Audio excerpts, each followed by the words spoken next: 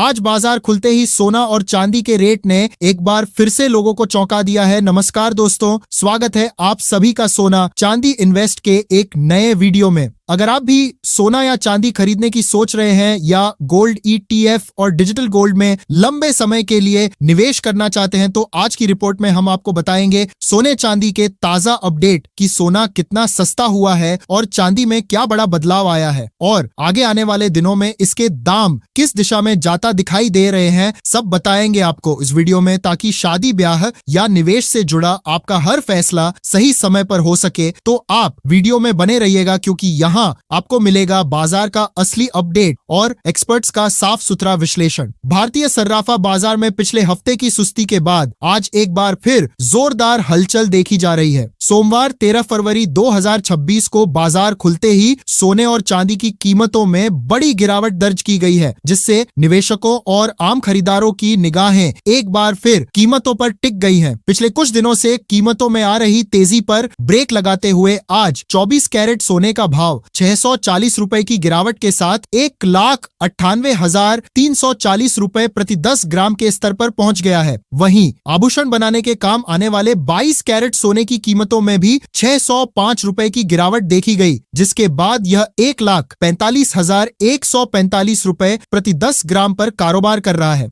18 carat सोने की बात करें तो 18 कैरेट की औसत कीमत में 604 रुपए की गिरावट देखने को मिल रही है। अगर आप 10 ग्राम 18 कैरेट का सोने खरीदना चाहते हैं या निवेश करना चाहते हैं तो आपको 1,18,775 रुपए देना होगा। चलिए अब एक नजर डालते हैं देश के प्रमुख महानगरों पर, क्योंकि अलग अलग शहरों में टैक्स और मेकिंग चार्जेस की वजह से कीमतों में थोड़ा अंतर देखने को मिल रहा है। देश की राजधानी दिल्ली की बात करें तो यहाँ आज प्रति 10 ग्राम 24 कैरेट सोने का भाव 1,58,360 रुपए के करीब बना हुआ है। वहीं आर्थिक राजधानी मुंबई में सोना दिल्ली के मुकाबले थोड़ा सस्ता यानी 1,58,640 रुपए के स्तर पर टिका है। कोलकाता में 1,58,430 रुपए के करीब है। अगर हम दक्षिण भारत का रुख करें तो चेन्नई में हमेशा की तरह कीमतें बाकी शहरों के मुकाबले थोड़ी ज्यादा बनी हुई हैं, जहां आज भाव 1,59,100 रुपए के आसपास रिकॉर्ड किया गया है। सोने से भी कहीं ज्यादा चौंकाने वाली गिरावट चांदी के बाजार में देखने को मिली है। MCX पर चांदी 2,59,300 रुपए प्रति किलोग्राम के स्तर पर ट्रेड करता नजर आया। इसमें 3,718 रुपए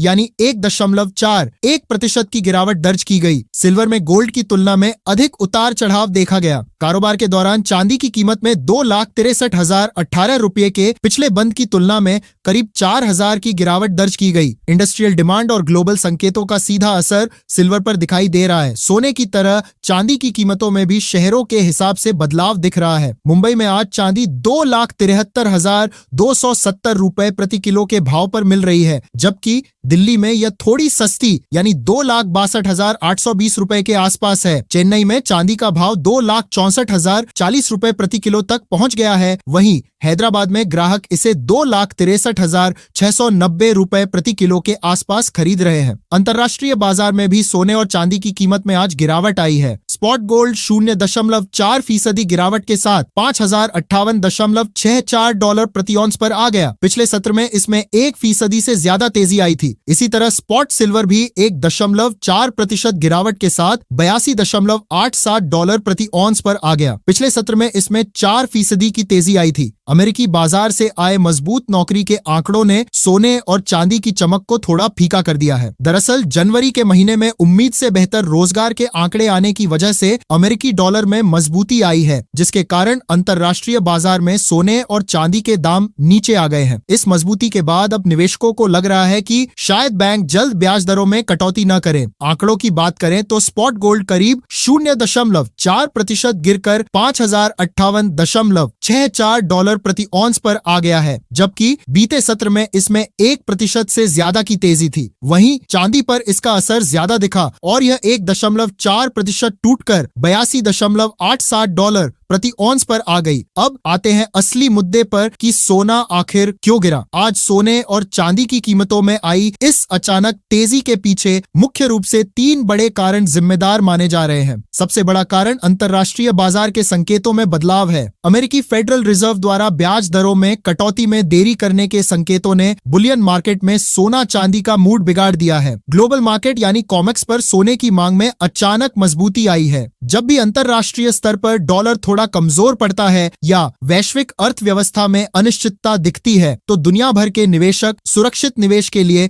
सोने की ओर भागते हैं। आज भारतीय बाजार में जो तेजी दिख रही है वह इसी वैश्विक खरीदारी का नतीजा है। दूसरा प्रमुख कारण घरेलू बाजार की हलचल है। मल्टी कमोडिटी एक्सचेंज पर अप्रैल डिलीवरी वाले सौदों में सट्टेबाजी और लिवाली दोनों बरी है। बाजार जानकारों की माने तो अगर आप ज्वेलरी खरीदने की सोच रहे हैं या गोल्ड ETF और डिजिटल गोल्ड में लंबे समय के लिए निवेश करना चाहते हैं तो यह गिरावट आपके लिए एक शानदार मौका हो सकती है। हाल ही में जब कीमतें अपने ऑल टाइम हाई पर थीं, उसके मुकाबले अभी निवेश करना ज्यादा फायदेमंद साबित हो सकता है। हालांकि जो लोग ट्रेडिंग करते हैं उनके लिए यह देखना जरूरी होगा कि कीमतें यहां से और नीचे गिरती हैं या यहीं रुककर वापस ऊपर की ओर रुख करती हैं। अब सवाल यह कि आगे क्या होगा। एक्सपर्ट्स के मुताबिक इसलिए निवेशकों और खरीदारों दोनों के लिए सलाह यही है कि जल्दबाजी न करें, रेट्स को ट्रैक करें और चरणबद्ध तरीके से खरीदारी करें। यहाँ एक जरूरी बात ध्यान रखें, जो रेट बताए जाते हैं वो होलसेल या सराफा रेट होते हैं। जब आप ज्वेलरी खरीदते हैं तो इन रेट्स पर 3% GST के साथ मेकिंग चार्ज और अन्य शुल्क अलग से जुड़ते हैं, जो हर शहर और हर ज्वेलर के हिसाब से अलग अलग होते हैं। इसलिए खरीदारी से पहले फाइनल बिल और कुल लागत जरूर कंफर्म करें। अब आपसे एक सवाल है कि आपके हिसाब से सोने और चांदी की सही कीमत क्या होनी चाहिए? क्या आने वाले समय में सोना और चांदी आम आदमी की पहुंच में और ज्यादा आएंगे या फिर कीमतें फिर से ऊपर दौड़ेंगी? अपनी राय नीचे कमेंट में जरूर लिखिए। रोजाना ऐसी ही ताजा और सही अपडेट सबसे पहले पाने के लिए चैनल सोना चांदी इन्वेस्ट को सब्सक्राइब करें, वीडियो को लाइक करें